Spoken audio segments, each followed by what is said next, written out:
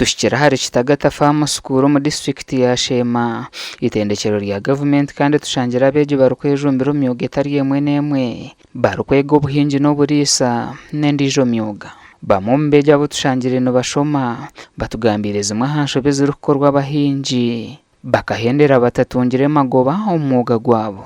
cyo kubanza dusharire mitumba yitu kwenda ngu in case hino koko obwebikire ombugwe bikuba byomere waheza kusharira mutumba ntimanisa ngwa koko nkaza kuragara ninga katerwa umushana kafe kandi mukusharira kwitu dubantusharira ntuya akanta komere ekikutetera ntuya akanta komere omutumba gwine amizi mingi ntimanisa ngu wayenda ngo sharire kinde kitomere uza kushanga wa destroying amizi go mutumba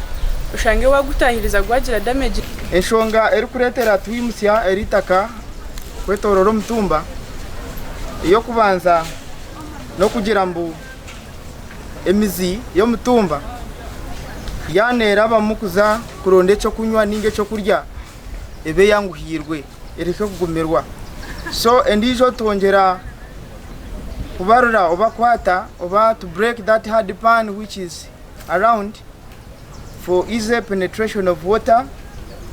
and easy penetration of roots to absorb nutrients around. Abandi abeje tubashangire bari kuboneza umwana gutandikire kurabya bwa nyuma y'amezi 13 kandi batugambire uko bari kuguzaza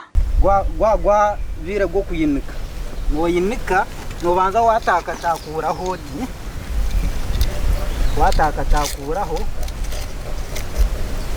ekigenderwa cyo kutakuraho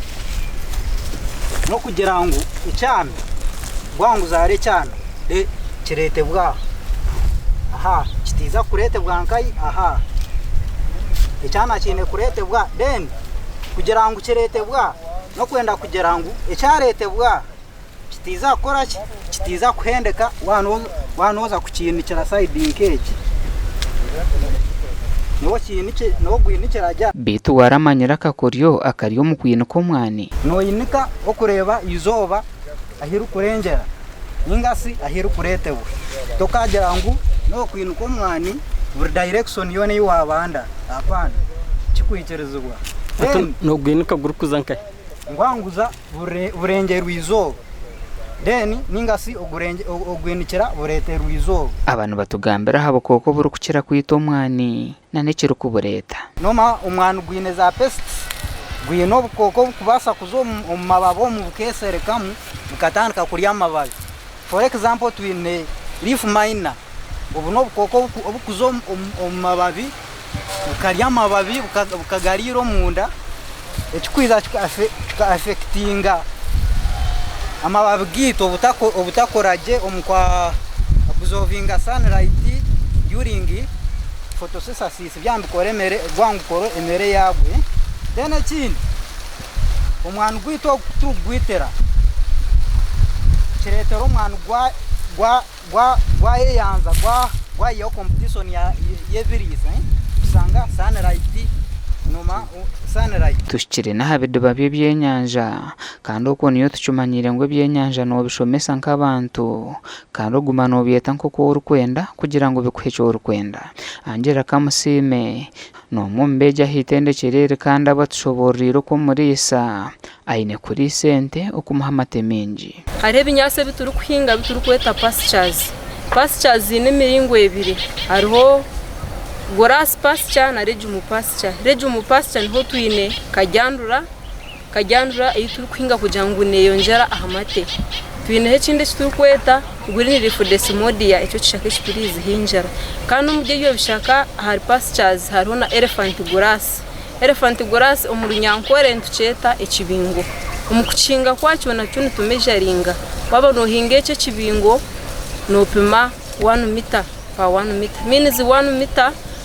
per 1 meter izo nizingana na 3.3 feet akubani tumangu 1 feet nizi ikoringana 30 centimeters batugizire ngo bine kitoke cyo bari kuteke cya kiro nshanju ni 5 kandi nabacuguza hagati ya shiringe mitware 2 ne mitware 3 imacho rete cyo kwijuka principal wa Kitagata Farm Institute nagira ngo nobashomesa omwana kugira ngo arahicyomuka ayihe family yabo mboro boga ntwingo mu kibuga kitu ekitweta urban farming ninga ekitweta okutereza ekibuga cyawe ntukora tuta every morning apart from Monday abana nibazo mu field buri kimwe kimurarebe abana nibacekorera nangwa hati tutahizemu nakanta ko kugira ntufuna abantu tuba traininga abatakaza aho mu ishomero ushanga bamanye ibintu ukika nko mu rutoki nawe abana training abana mwene niyo yitweta non formal training kandi ntubegesana no kuongera value nango kuongera umutindo abintu bite biturukora aha kebikwijo keshenda nkebitoke okubyongeraho umutindo rero bukabasa kubaje tukora fertilizer tukora liquid soap tuzotujira ubwoki bwitu tubwongeraho umutindo bubonera tukora ibintu bitari bimwe na bimwe tukora yogurt urwo mu ntezitu ezitukutungira aha tukora mu yogurt kandi turuku demonstrating ngwente yaraga muri temo y'amate hata ntugiguza 15 konka wajongera muvare ukagikora mu yogurt nebasa kusiya n'umutwaro which is called Kitagata Farm Institute Organic Fertilizer. Organic fertilizer eji tugiye kora kuruga mu bintu byito byabutosha otiremu enkariente RC yebindu bisoro nana ebishaka byito byabutosa abantu bagira ngo government ogwaye gukozire okwiyaho abantu nibo bine kuhindura mu ntekateka bakamanya ngo ubuhinji no burisa niho sente ziri gasha kwa Mike atwacire